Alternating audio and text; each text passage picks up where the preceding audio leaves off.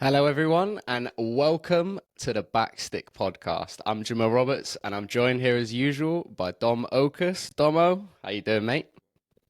Good, broski. Good. It's still absolutely freezing in Austin right now. It's about 25 Fahrenheit for American folks, about -5 degrees Celsius. There's snow on the ground. I didn't know it snowed in Texas, so that's ridiculous.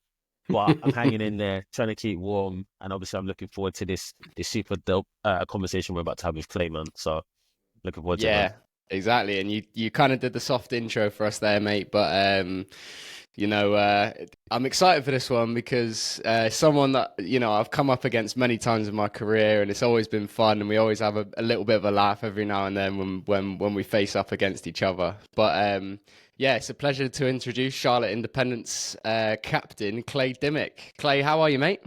Good. Appreciate you guys having me on. Excited to be here for sure. Yeah, mate. Of As course, are man, we. anytime. We were just chatting, weren't we, just before the pod started, and the energy's already there. I think this one's going to be a good one. So just to take us into it. So obviously you're in the off season now. Just how was your off season, mate? Obviously coming off a good year last season. Obviously you wanted to go further and maybe lift some silverware, but you enjoyed your off season. You ready to get back? Yeah, for sure. I mean, off seasons for me now are just hanging out with the family. We have two boys, and so just spending time with my wife and the kids, and it's never a dull moment, but I wouldn't want it any other way. So yeah, just trying to soak up those moments before we get going again in a couple weeks. Yeah, and you mentioned they're getting you back in on a Sunday, so I'm sure you're thrilled about that one, and all the boys are buzzing to get back at it. Yeah, I know. The first day, it's already like, come on, man, a Sunday, really? No. Well, and then the other thing obviously is obviously teams can get back in earlier this year, right? So, we touched on it before.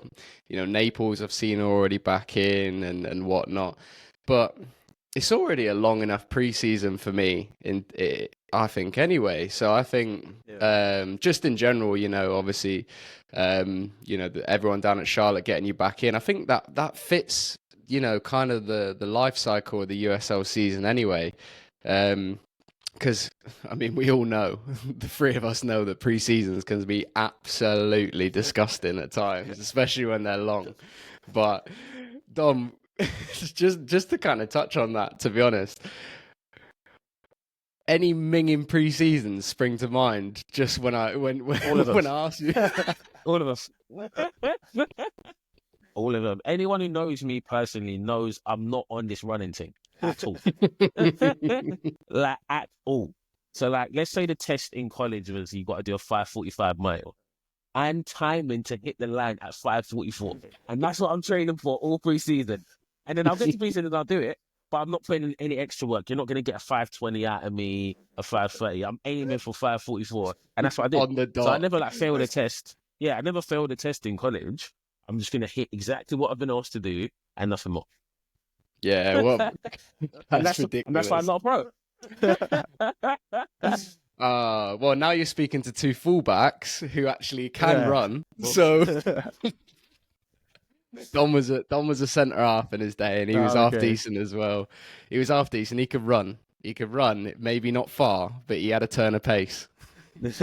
Yeah. Because I got the long legs, I just do the striding thing. So that was my thing. I never get burned, and I wasn't unfit, but I'm not on this running around. Like you're not gonna get a 10K like on the GPS out of me, no chance. Mate, if any Absolutely no centre chance. halves running 10K, I think they've done Yeah, I well for got a the problem. afternoon. That's a, But that's what a about you striker that boys? runs the channels. Yeah. Obviously, as the modern day fullback, you got to be up and down, right? So like, are you boys like naturally good at running, or is it something you had to kind of get used to? Yeah, I feel like for me, I had to get used to it. But now I feel like it's one thing I try to pride myself on, just, being the captain, I'd like to lead by example. So that's something I try to pride myself on because it's something I can always control. But yeah, it's not saying I like it, but I just think it's like there's like a mental piece to it, a mental battle. And so if you can keep winning those little mental battles in your own head, then I don't know. I think it's something that gives me some momentum going into season, even though I don't really enjoy it. Nah, no one enjoys it, do they? Let's be honest. No one enjoys Yeah. getting up and going for a run. Yeah, to be honest, I think the same thing. I've always been naturally fit, which is, it pisses off a lot of my teammates in the past. But let's just say this past preseason, I did not come in fit at all. And it was the first one. It was the first one where I sacked off my off season, and I'm never doing it again because it hurt so much. And then I've got in May, I've got the manager telling me, yeah, you came in like massively overweight and this and that. And I'm like, oh, brilliant. He's telling me to lose 5 pounds. I'm like, oh, God. Peak summer too. Yeah, literally, mate. But it's funny you mentioned, like, obviously we touch on the topic there, and Clay's one of them fullbacks. Obviously we play on the same side, I play on the left and Clay plays on the right, and he's always been one of them fullbacks that he's not necessarily I wouldn't describe you anyway as one that's like bombing up and down, right? Yeah. But what he likes to do, and it's really annoying to play against, is he just likes to stand really high and wide. And the thing is, let's just call a spade a spade. We didn't have the wingers that like to track back. Yeah. So all of a sudden, I'm just 2v1 the whole time, and I'm thinking, which one do I go to here? And your pitch is fucking massive as well. Massive. Biggest in the league, for sure. Hands down, biggest in the league. Honestly, And, so it was funny because our winger always tucked inside. So I was like, if I can just stay high and wide the whole game, because your winger would never track me back. So every time our winger got it in the pocket, it was 2v1. Mate, I literally remember the game away at your place last season, and my whole first half was just chasing the balls over my head. Yeah. And literally, I remember once, like, I lost my head, like, completely lost my head. I was screaming at the lad in front of me, like, fucking help me out, would you? Yeah, I remember who it was, too. That's hilarious. Yeah. God, Mael, if you're listening. The guy scored. He scored after 15 seconds and thought, nah, Jam's got that for the rest of the game. It's the one we played in. One of our players played the through ball into him, right? Mm-hmm. Yeah. Nah, Mael is a top lad. But he does not like to go the other way. Yeah. He's a good player on the ball. Yeah, mate, and he's just got to move. He's just got to move to Monterey Bay, actually. Yeah, so congrats to him, obviously, and wish him all the best this season. But anyway, enough about Mael. We'll bring it back to Clay Dimick. That's what we're here for. So, and obviously we're talking about last season, and we're sort of reminiscing on a couple of games and whatever. But the big one for me is obviously you played the season and you won the Comeback Player of the Year award. So my first question is, obviously you received from doing my due diligence, and I've been fact checked on this podcast before, so I like to do my research now. You won 71% of the votes. Obviously that's from your peers, and what does that mean to you? Obviously, winning it by that vast a majority, obviously you've got the respect not only of your peers, but obviously them recognizing the sort of journey that you come through to get back on the pitch and play as many minutes as you did. Obviously you played every minute of the season, which is for anyone is a massive achievement. So what does that award mean to you, coming off of obviously the injury that you sustained? Yeah, no, I appreciate it. Yeah, so I think when I realized I was up for it for the Players Union one, that one's obviously voted just by players in the league. So even just being nominated for it through players was pretty cool recognition. I was humbled to receive that. And then obviously winning that one meant a lot, just because, like I said, it's players, and obviously players respect players, and that's who you're going against. And if you win the votes of your peers, that says a lot. So I was really humbled to win that. And then when the league announced that it was fan vote, I was like, oh, let's see how it goes, because Charlotte doesn't have many fans compared to some of the other clubs. Like, our fans are super loyal, though. I love them, but like, the small pod is loud. Yeah, exactly. The quantity is not there, but the quality is awesome. So we're still working on the quantity part. But I knew that I'd have some loyal friends and family members vote for me, but to win it by that much and everything just meant a lot because, like I said, it was up to the people voting. So their votes were definitely a blessing to me. Yeah, for sure. And don't worry, I voted for you, mate. Just putting that out there. Appreciate it, brother. But So for those yeah, Dom, go for on. those of us who aren't aware, what's the comeback award? Just for folks who might not be aware, what is it? You want to describe it, Jimmy, or me? Go on. You're the guest. Yeah. Let's hear it. You Yeah. won the award, actually. You. Yeah. So what I thought it was before this year was I thought it was like somebody coming back from an injury, or like some type of adversity. But this year it was interesting because I don't know if you saw the guys up for it. I don't know how many of them actually had like a big injury. I know mine was like the only one where it kept me out for like a long time. Maybe like one other guy had a big injury, but I think they added in like injury or adversity. So coming back from something where you had to come over obstacles or hurdles or overcome whatever it may be, injury, adversity, like I said, and then having like a successful year the next year on the field and being able to perform again, and then voting on who had the best story or best comeback, I guess. Oh, dope. So I think you touched on it there, but you said you had a big injury. Like talk us through kind of what happened and kind of what the rehab process was and all those kind of things. Yeah, so I think you can kind of see the scar here. It's a pretty big scar on my neck. Oh yeah, I didn't even notice that. Yeah. When I'm like this, you can't notice, but I was mad because the doctors were like, yeah, it's going to be this big, like you won't notice it. I come out of surgery and it's like across my whole neck. I'm like, bro. Wow.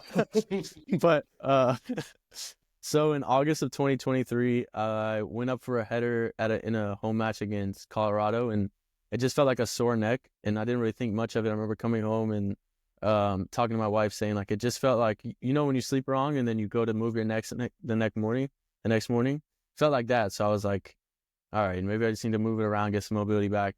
But then I began to like lose feeling in my left side. So like my fingertips and my toes, I couldn't really control where they would go. Then we had a game in Greenville. So I went and played that game, and every time I would like yell or clinch or head the ball, I would get like this electric shock from here down through my whole body that would cause me to go numb for like a second. And then I got kind of worried, played one more game, which that's the one I shouldn't have done. And then after that, I like lost like my gait and walking. I couldn't know where my left side was in space. So if I were to close my eyes, my body would just naturally like start tipping this way, or like couldn't really understand where I was. So went into the neurosurgeon. They did the MRIs, all that, and saw that like my spinal cord.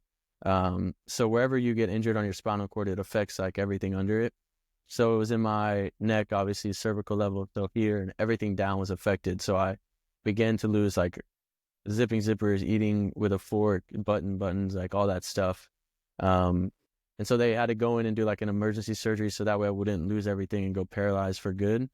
And it was just kind of like a what if game. Like it was a new surgery. They knew they could alleviate the risk of going paralyzed, but they didn't know how much I would gain back, because it's since your spinal cord is your brain, you know, like when you have a brain injury, it's always like, oh, I hope he gains stuff back, or I hope he remembers this and that. So honestly, the structural part of the surgery was like that rehab was pretty easy. It was just getting mobility back. But then the hardest part was like the neurological side of it and remembering how to use my left side again. So the last off season was just trying to get that back. And yeah, it was a long journey and frustrating for sure, but that's kind of a long story short, I guess. I appreciate you Wow. sharing that, man. And that must have been super scary for you and your family. So like just to dive a little bit deeper, like what was kind of going on like mentally at that time? Of course, you're probably thinking, are you going to be able to play again? Maybe bigger fish to fry. Are you going to be able to get stuff back on your left side that you were describing, right? So like what was going on? Kind of what were you thinking at that time?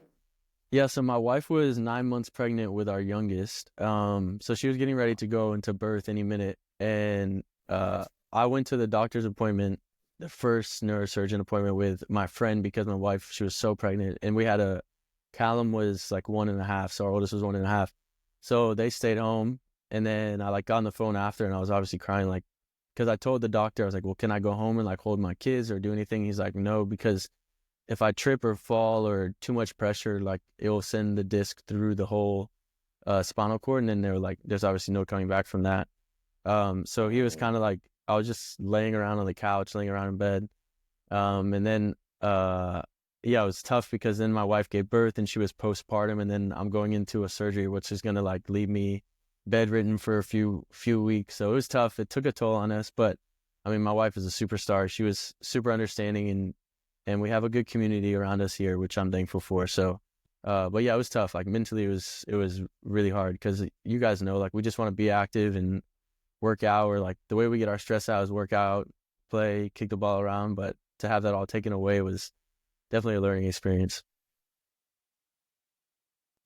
Sure, man, for sure. And just salute to you, man, for being able to come through that, right? Because it's not even Yeah. just the fact that you're dealing with your own thing. You got a young son, you got another one on the way, you got a family and everyone to look after. And the fact that you've been able to kind of navigate all of that, and obviously it must have been super tough, right? Like you're kind of probably playing it down a little bit. It must have been super tough. But the fact you've come back and now you're like fully back, you know, you're captaining the team, you had an amazing season. So just it's off to you and a lot of respect, man.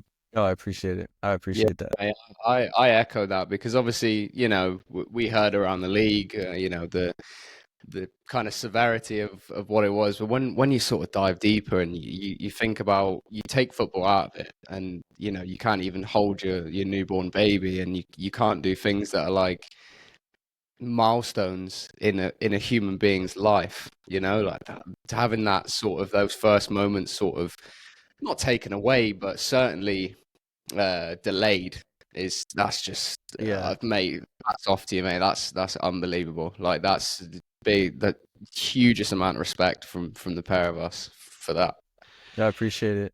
I'll give you the lowest moment of it. It's kind of funny to look back on, but so keep in mind, obviously, like when a woman gives birth, obviously they go through the recovery phase too. So, and I'm going through the phase where I'm like bedridden and stuff with the spinal cord. Like anytime you clench down, so like if you cough, sneeze, pee, or anything like that, like you have to be careful because too much of it when it's fresh and new can like slip stuff out in the spine. Right.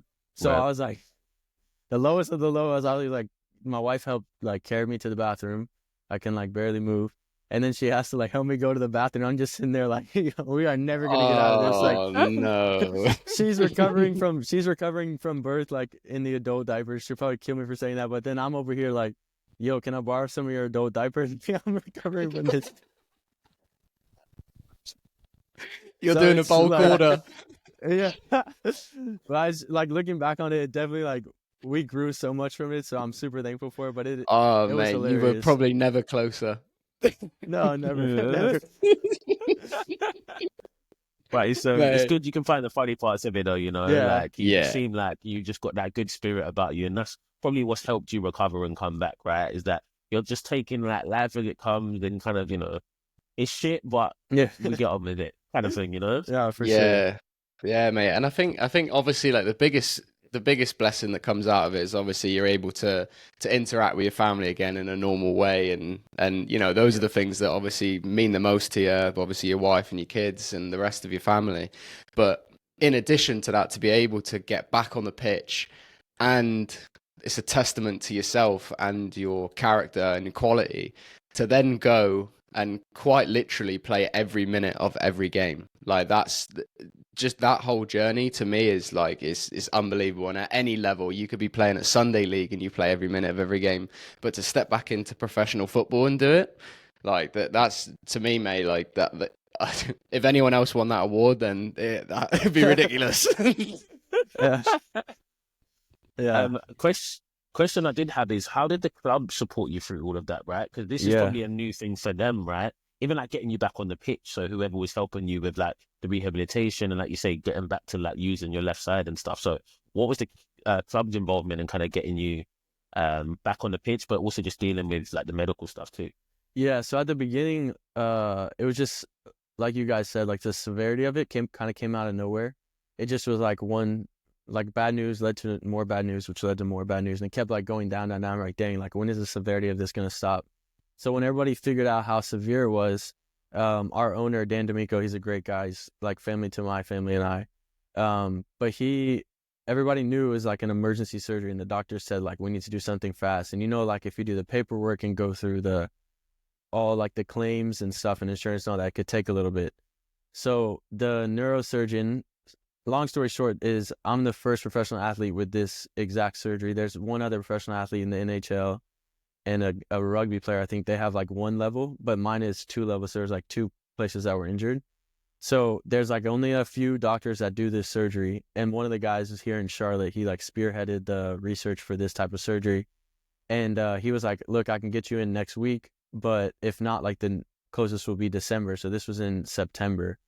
So Dan, like honestly, he just called me and said like, "What will it take to get you in next week?" And he pulled the strings and got me in next week. And so, the players Amazing. union had reached out and stuff. Yeah, it was a huge blessing. The players union had reached out and stuff, but honestly, with Dan and Mike and the club here, I just handled it in house, and they paid for the surgery and stuff because it was obviously at work where I got injured. And then after that, um, the spinal cord specialist was a family friend. Is one of our closest family friends, and she's in Charlotte. And so everything went through them, and the club, everything that I had to go through in terms of like doctors and medical visits, the club stepped up and paid for.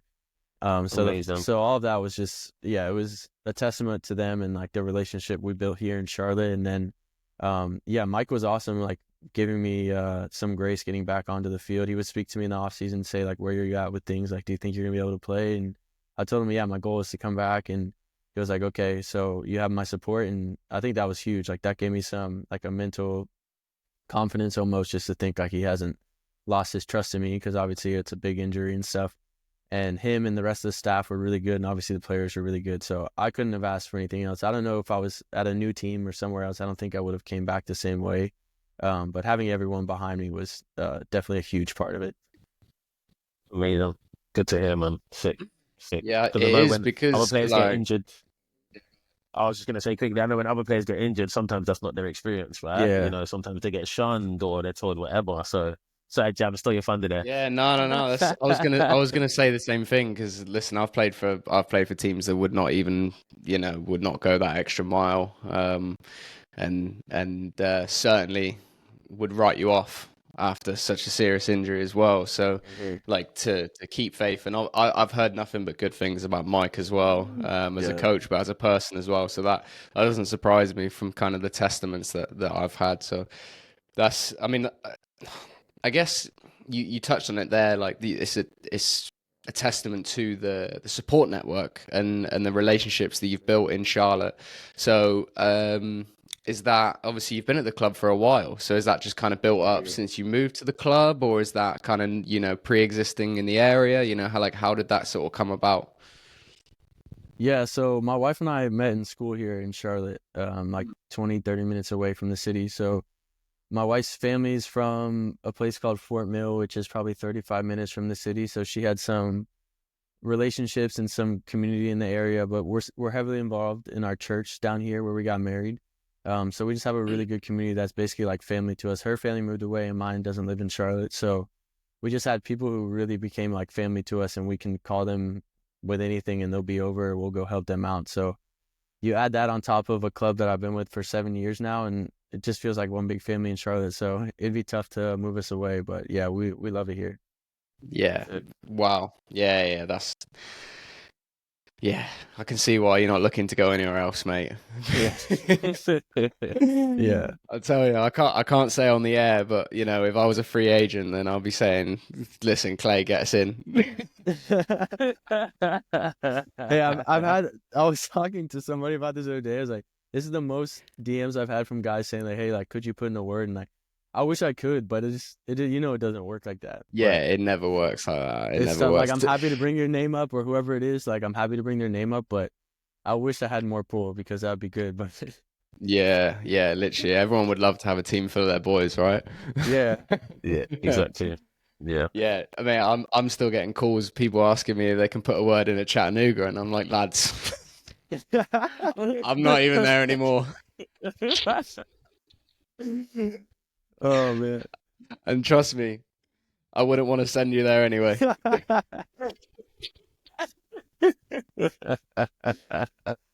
Oh no. Oh, okay. Not to talk it with my former employer, but and that's a Yes. good time for us to move on. Yes. All right, yeah. So yeah, we kind of glossed over there and quick touch on how long you've been in the area, but I just want to kind of talk about the football now. And obviously 124 appearances for the club and counting. So firstly, kind of talk about Talk us through the early years, right? Like when you first signed for the club and kind of what's changed in that time. Obviously, the club were they in the championship when you first signed? Yeah, my first 3 years were in the championship. Yeah, so like how has that dynamic of the club changed from obviously you sign in, you play years in the championship and then, the drop down to League One. Has anything kind of changed in the infrastructure or the way the club's run in that time? Just talk a little bit about that. Yeah, so when I signed my rookie year in 2019, we actually had the craziest. I think that one was probably no, 2021. I'll get to that, but 2019 and 2021 were probably the most stacked rosters that I've ever played with. We had 2 guys on loan from Celtic. We had like 5 or 6 guys straight from MLS. We had a guy from, I forget the club in Belgium, but he came over on loan from a club in Belgium. So the roster was stacked, and I just remember like thinking like the other college rookie was the guy Andrew Goodman who was on loan from Celtic who won the Mac Herman. Mm-hmm. Yeah, So yeah. I was thinking like, geez, like I'm never gonna see the field. So I just remember like trying to soak up all the knowledge I could from all these guys, like Dom Oduro, who was in MLS for a long time. He has a couple of caps for Ghana. Kevon George, who was in the MLS with Columbus Crew for a while. Nicky Jackson, Zion Jones, Andrew Goodman, Jake Garman, all these guys, like a lot of quality. And I was like, I just got to soak up all the knowledge. So in training, it was just like, let me get as much experience as I can here in training. So like when my debut does come, and then my debut came, and after that, I actually went on like a run of like 10 games starting, and it went really well. And they picked up my option going in the following year. 2020 was COVID year, so that was a little odd. And then 2021, our last year in championship, is when we had Gabby come. So Gabby Oberton, Christian Fuchs, the left back from Leicester, who went to play as Charlotte FC. Yep. Brant Bronico, Charlotte FC center mid. Sylvain Marveau. Are you familiar with that name? Sylvain Marveau. He played at Newcastle. Well. Yeah. He is so good. Like, so good. Gabby's a really good player too, but Sylvain on the ball, and he's left-footed, so always looks a little better. Is that right? Yeah. So, I mean, I would say I'm not biased, but yeah, I was gonna say that's why I hesitated saying it. I knew you would say something, but the roster was just it was crazy, and we lost in the Eastern semifinals to Louisville away in their new stadium that year. But yeah, I mean, the level was super high in championship. And then going into 2022, my wife and I had our first kid at the end of 2021. So I was like, I don't want to drop down. I want to stay in championship. I won't name the club, but had a couple other offers. And that was when the vaccine stuff was going around. And I didn't have the vaccine. And they everything was signed, like to the point where my wife had the upstairs of our house in boxes, and we were going to move. And the U-Haul and everything was agreed on. The U-Haul, the moving, the flights for my wife and kids, everything. And then the day, so you know how like the offer sheet comes first?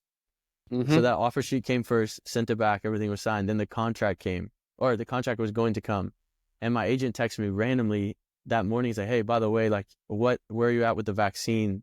And I was like, oh no, I still don't have it. Like I already sent in the religious exemption, blah, blah, blah. Then their coach texted me, hey, any chance you can get the vaccine today? I'm like, what?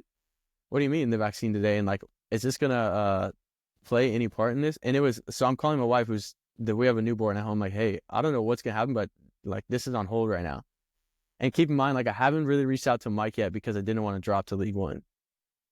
But then at the same time, I'm thinking like, dang, is this a sign that I'm supposed to stay here in Charlotte because we have a new kid and family and blah, blah, blah. Anyways, the president of the club over there says like, we have to take back your offer. We can't go through with it because you don't have the vaccine, and we're not hiring anybody new to the organization that doesn't have the vaccine. And this is before. Wow. This is like, yeah, it was wild. And this is you know how like the players union is like pretty strong now.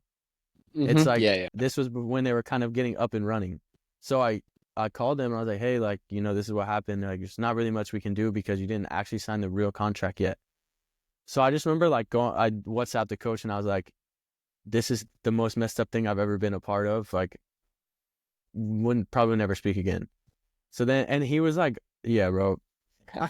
So anyways, Mike throws a good offer on the table. This is ridiculous. Yeah. This is absolutely ridiculous. It was wild. So Mike throws, and not a lot of people know that because obviously like on the outside looking in, I just stayed in Charlotte. But so then Mike throws a good offer on the table, and I was like, you know what? Like, this is a sign to come back and lead this team now. Even though it's League One, like, I'm sure the level's high. Coming back, we were at the same facilities. We're at the same stadium in Uptown, like, great view. Same coach, awesome coach, same staff. And, like, our training facilities are amazing. So, and the owners are great, like I said. And I was like, you know what? I'm supposed to be here. Like, I'm happy to be here. I'm the captain now. Like, it's really good. That's a huge blessing. And so not much has changed. Maybe in terms of, like, there's few more younger players and less experience here and there. But overall, the setup in the day-to-day, what I see daily, is pretty much the same facility-wise. Yeah, that's awesome, mate. And obviously the club will remain unnamed, but it's funny that you say that, because the exact same thing happened to, and I won't name the player out of respect for him, for obviously the same reasons as yourself, but the same thing happened when I signed for Tormenta in 22, and the said player had signed, and we were expecting him to come in. And we got told literally like maybe 2 weeks before the season started, like, yeah, that one's off the table. He refused to get the vaccine. And so I wonder how many times that had happened during that sort of COVID period. Yeah. How many players that maybe deals fell through or whatever, because at the end of the day, like, whatever your views are on the vaccine or you know, COVID and that whole time period, it was a crazy time for the whole world, let's be honest. But to drop someone's employment like that, and especially when you factor in, not every player has responsibilities. You've got a wife and kid at home who you have to think about as well. Like you said, you've booked all of these things, and sometimes football clubs just don't understand, like, that all those other things going on, and you're well within your rights to be absolutely fuming with it. No, 100%. And like, think about where we are today, right? Is anyone going to ask you if you have the vaccine today in I 2024? know. That's what I was thinking the whole time. I'm like, I'm not about to cave and get this, because in a year from now, nobody's going to even care about it. So I was like, that's so true. It's so true. Yeah, literally, mate. That actually pissed me off a little bit. I'm not gonna lie. I know. And I remember when I was going through it, there was like 3 other people in the league that I knew that was going through similar situations in League One and Championship. So I might know what you're talking about, but I just remember reaching out like to the different guys, and I was like, yeah, this is insane. Like, this should be illegal, but who cares? It's done now. I mean, at the end of the day, mate, like you said, you saw it as a sign. And 7 years in Charlotte now, and I think just going back to the family side of it, you saw it as a sign for you, not just you, but you and your family, to raise your family in Charlotte now, which obviously, hindsight's a wonderful thing, and it's paid off in your favor in this case, because obviously, you've got a wonderful family now, and I kind of relating it all back to what we were talking about before with the injury and everything, maybe if that had happened somewhere else or at this said club that you maybe were to move to, you might not have come through some of the challenges that you faced. So it's a testament to that. And obviously, from contracts falling through, we can move on to obviously your new deal. So congrats on that, mate. Thank you. And just kind of looking forward now, obviously, to me, and I would say to all of my, not all, but majority of my friends around the league and whatever, Charlotte Independence has always been viewed as a team from the outside that has so much talent.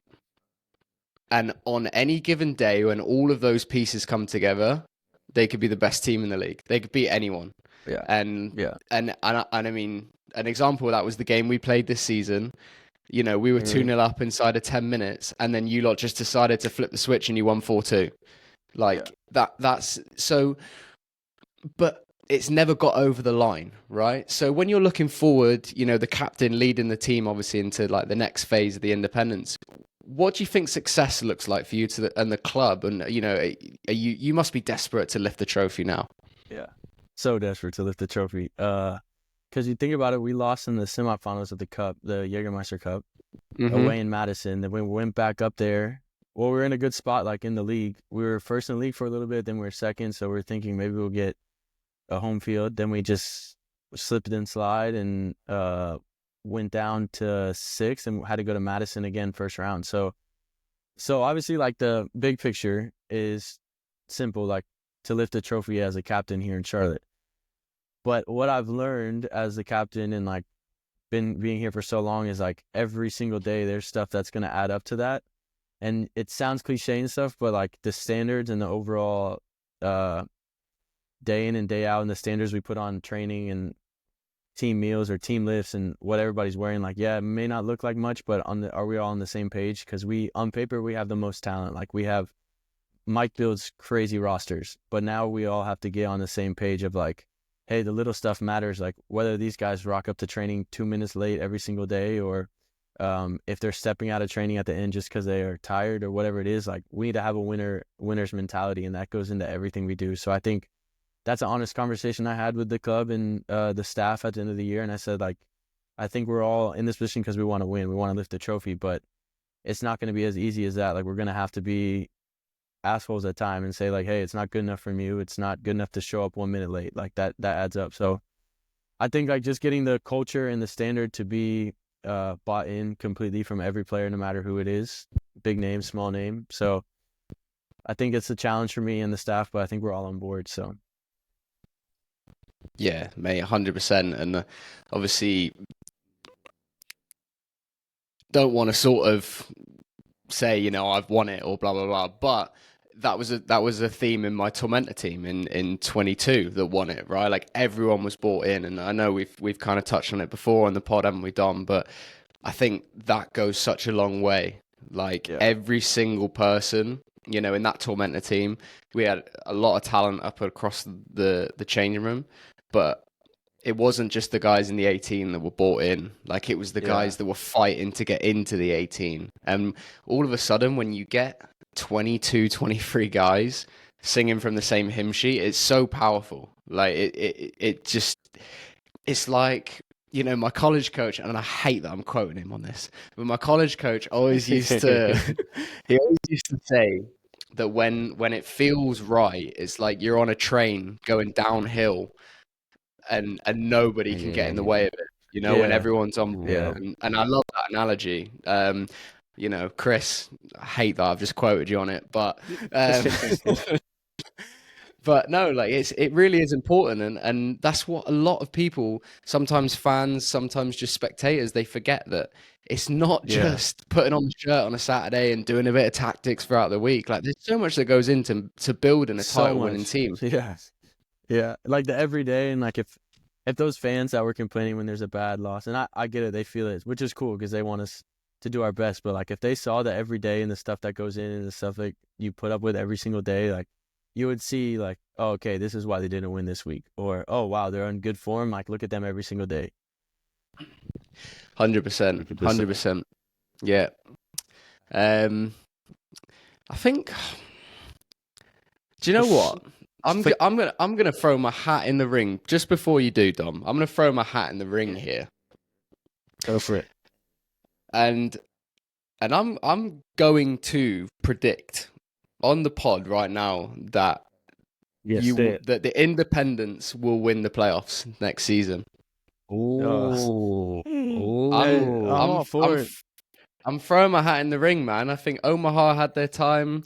I think, you know, all due respect to Madison, they always seem to find a way to not get over the line. I think this is your time, mate. I think this is about time the Independents win it.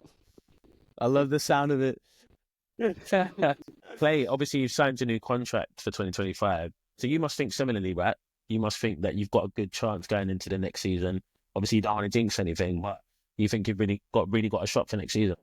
Yeah, I mean, like I said earlier, Mike always builds a good roster, so it's just about seeing the roster that he builds, because there's gonna be a lot of turnover, but I don't think that's a bad thing. But he always builds a good roster, so it's kind of a lot on me as a leader to get everybody to buy in. But I think it's gonna be different this year in a good way. All right, Jen, we're gonna see. You've made a big, bold prediction there, so we'll see it come the end of the season if you. Yeah, right. Man, I'm backing my boy here, man. I'm backing him. Yeah, so I love it. I love it. Oh man, I love it. And I guess. Well, with that bold prediction, I think that's a good time for us to sort of to wrap up that section of the show. So yeah, I guess whoever's in charge of engraving a trophy, just get it warmed up now. But I think, like I said, it's a good time for us to move on there. And Clay, I don't know how familiar you are with the show, and how many episodes you've watched or listened to up to this point, but you know what? I won't even introduce it. I'm just going to hand it over to Dom, and he's going to take you through extra time on the Backstick podcast. And look, I was just stretching there, getting loose, but I don't even need to, because right now I'm in a groove when it comes to hosting this section. So right now, Mr. Clay, I'm going to take you through extra time where I ask each of our guests 4 questions. Now, I've been so good at hosting this section that you won't even hear anything from Jam for the next 5 minutes. Right. You're just going to hear him laughing and vibing over here. Because right now they're calling me Steve Harvey with a skin fade. Obviously, Steve Harvey's bald. So that's what they'd be calling me on the YouTubes and the Instagrams.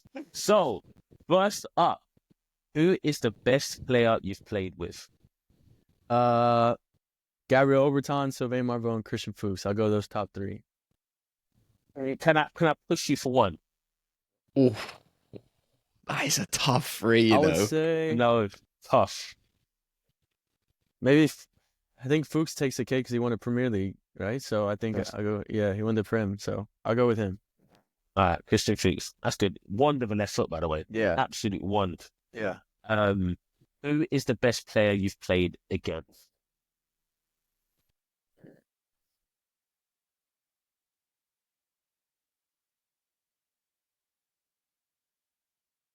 Probably this past year when we played Atlanta in the U.S. Open Cup, before he left down to, was it Brazil or Argentina? But Thiago Almada.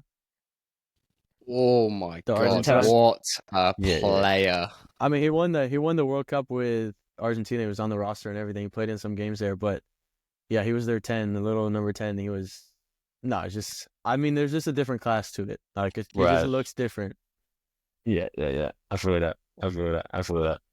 Okay. The next question. Obviously, we know you're married, you got children now, so this is probably from maybe some of your younger days. But I'm gonna ask you to pick 3 teammates, past or present, to go on a night out with, and tell me why. Oh man, Mate, all right, just I'll go while you're off. thinking, I Wait, you I might love, Thinking of the political. I love, I know I you. love I the know we agree reaction. on one, Jam. Jamil, I know we agree on one. Let's hear it. Carlton Belmar. You've been out with him? At Sporting KC? Do you know? I think he was before my time. Oh, okay. But do you know what? I swear, I've heard that he's a good time. Wild, bro. He's hilarious, bro. I love that guy to bits. He's hilarious, bro. I'd probably say him, Brant Bronico. It was actually funny because this is a wild one, but anyways, it got to the point where a coach would keep rooming us together because he realized we both had a special respect for beer. I'll leave it at that. Okay.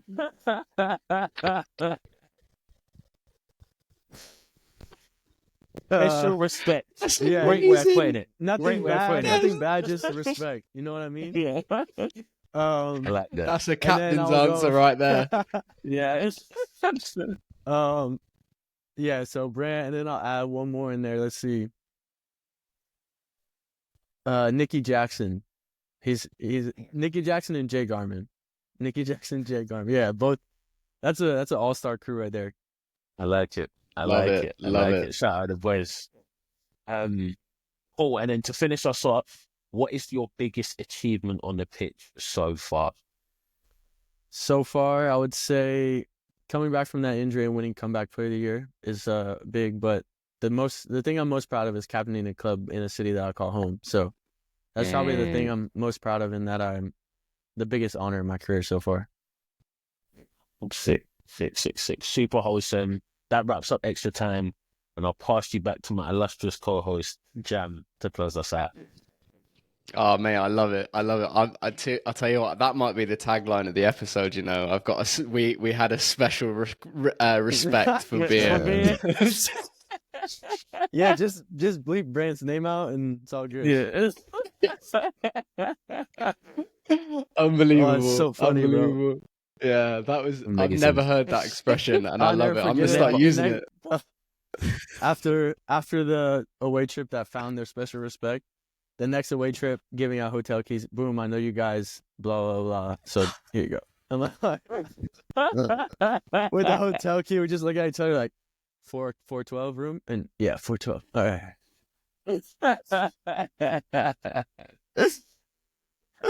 Sensational. Oh, mate. Sensational. Unbelievable. Unbelievable. Yeah, that's it. That's on the YouTube thumbnail right there. Yeah. I love it. I love it. Nah, mate. Dom, I'm loving these extra times, mate. I'm loving these extra times. They're Honestly, so good, it's- aren't they? So yeah, good. yeah. Like it's we can talk all we want about the careers, but do you know my favorite part of most shows is when you ask the question about the nights out, and you Oh, it's just so funny. see you're getting flashbacks. Yeah, exactly. Yeah, when you're The picking reminiscing. when you're picking the guys who you choose, you're like, dang, like, wow, that night. Oh, Exactly. Oh, I love it. I love it. I love it. Now, mate, I think, wow. Do you know what? I'm saying this every episode, mate, but these are just rolling off the tongue now. Mate, I really enjoyed this one, like, big time. Hey. And I know, like, I never know what to expect sometimes, because sometimes I get my boys on, sometimes, Dom's got people that he knows better on the show, and, sometimes we've had people that are new to both of us, so we never know quite what to expect, but I was confident in this one, to say the least. I appreciate it. One thing we didn't touch on, and I want to just kind of, before we wrap up, is Dom, I don't know if I mentioned this to you before, but Clay had a little experience playing for West Virginia Alliance. Oh, Oh, did yeah. you? Yeah, Did yeah. you? Yeah. So I also played. So that's actually how me and Jam know each other. Is that we played for West Virginia United at the time. So this must have been what 2019. I think I also played for them in 2017 when it was Alliance. Oh, I was in 2016 when it was Chaos, West Virginia Chaos. Or was it? No, was it Chaos? It was like a Was it- red no, it was tornado thing. Yeah, Wait, no, it did was you a play Chaos with? in Did you 2017. play with Janer? A guy named Janer? No, I didn't. But A Joe, guy named Pat Kibler? no, but Joe Johns was the owner. Was he the owner when you Yeah, was? yeah. Yeah. Yeah, No, I mate, I wasn't- completely forgot to bring up that link at the beginning of the Oh show. yeah, Oh, there we bro. go. And we've all been to Charleston, West Virginia. What an interesting Mhm, place. mhm. Yo, that was that's what is that place right downtown that most people will go out to? Oh, I don't know. I just remember we went on like a Saturday, and then on the next morning, like we woke up and there was like a stabbing there. We're like, yo, oh, wait, that are you happen talking when we about were in Vegas? are you talking about Charleston or Huntington? Yeah, Charleston. Yeah, It both would be notorious, to be probably honest. Copper I love Pine. them places. Copper but- Pine would be the place. Vino's, maybe Vino's. Vino's. I think it was Vino's. Yeah, Vino's. it was one name, one word. Yeah, Yeah. Vino's. Yeah, I've never been Vino's.